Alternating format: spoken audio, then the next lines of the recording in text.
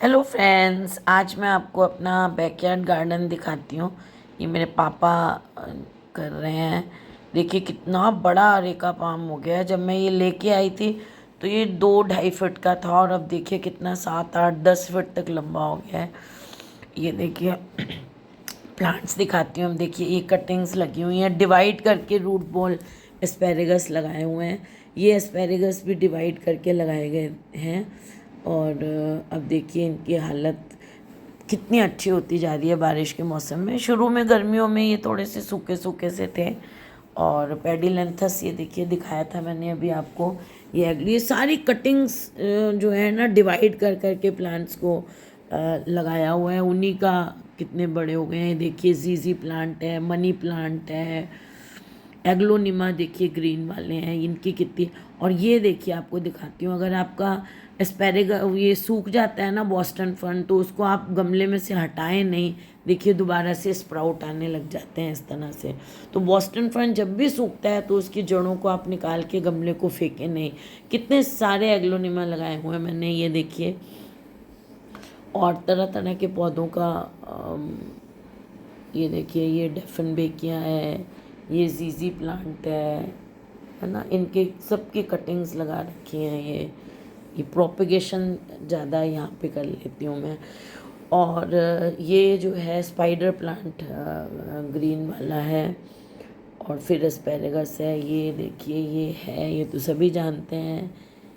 ये है, ये देखिए ये फरकेरिया जो कोने में फर्स्ट प्लांट है, ये आपको ये जो है ये सुदर्शन है, इतना बड़ा। ये लिली की वैरायटी है। ये फरकेरिया जो आपको वेरीगेटेड दिख रहा है, ये मैंने बिल्कुल छोटे 1 इंच के पौधे से लगाया था और अभी इतना बड़ा हो गया है। ये देखिए यहाँ भी ये कटिंग्स लगाई हुई हैं। ये देखिए ये कटिंग्स आपको छोटे छोटे गमले में ये सारी कटिंग्स जो हैं वो लगाई हुई हैं। और सारी प्रोपगेशन के लिए ये देखिए ये बहुत अच्छी तरह चल रही हैं ये सारी कटिंग्स, ये देखिए।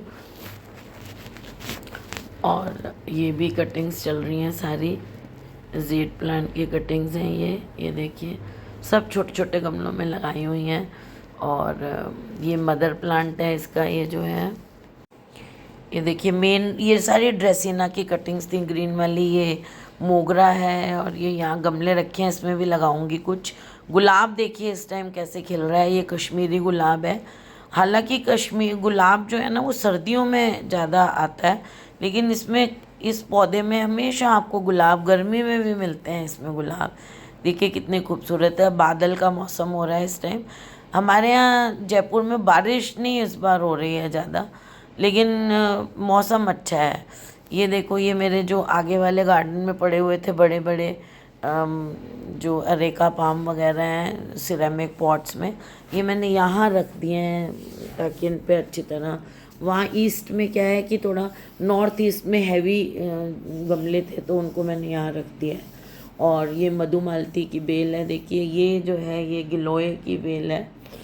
और यहाँ पर मीठा नीम हुआ करता था, इसको हटा दिया है हमने। कहते घरों में बड़ा पौधा नहीं होना चाहिए मीठे नीम का।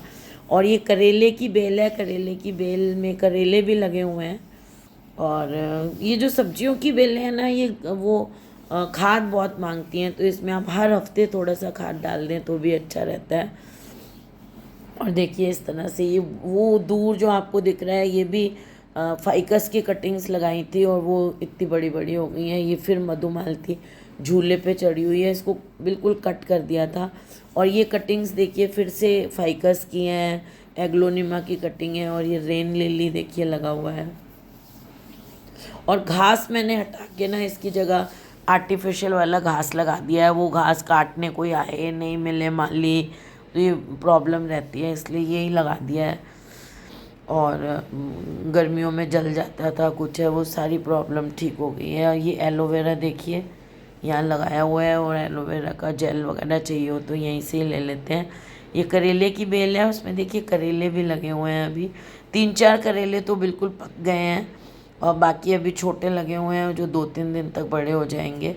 ये देखिए ये मीडियम से हैं, ये 2-3 दिन तक बड़े हो जाएंगे। ये इस तरह से जो भी कटिंग